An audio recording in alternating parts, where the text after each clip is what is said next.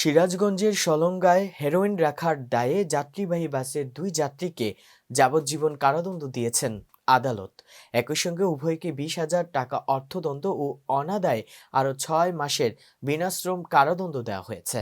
আজ বৃহস্পতিবার বেলা 12টার দিকে সিরাজগঞ্জের অতিরিক্ত দায়রা জজ দ্বিতীয় আদালতের বিচারক মোহাম্মদ আবুল বাশার মিয়া এই আদেশ দেন।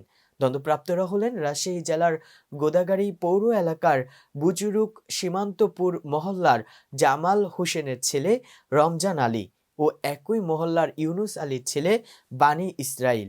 সিরাজগঞ্জের অতিরিক্ত দায়রা জজ দ্বিতীয় আদালতের অতিরিক্ত পিপি জেবুন নেসা জেবা রহমান এ তথ্য নিশ্চিত করেছেন। মামলার অভিযোগপত্রে উল্লেখ করা হয়েছে 2022 সালের 21শে মে রেব 12 এর সদস্যরা সিরাজগঞ্জের সলঙ্গা থানার রোড গোল চত্বর এলাকায় মাদক বিরোধী অভিযান চালায়। এ সময় রেবের কাছে খবর আসে চাঁপাইনবাবগঞ্জ থেকে ঢাকাগামী একতা পরিবহনে দুইজন ব্যক্তি হেরোইন নিয়ে ঢাকার দিকে যাচ্ছে। বাসটি রোড গোল চত্বর এলাকায় পৌঁছলে র্যাব সদস্যরা বাসে তল্লাশি চালায়।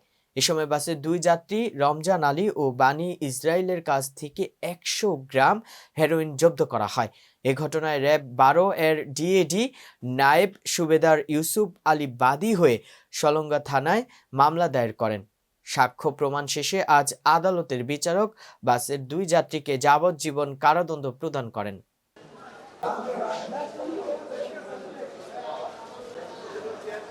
দর্শক, ভিডিওটি ভালো লেগে থাকলে অবশ্যই লাইক কমেন্ট শেয়ার করে কাজী টিভি নিউজ 24 এর সাথেই থাকুন এবং সবার আগে খবর পেতে ভিজিট করুন www.kaztvnews24.com।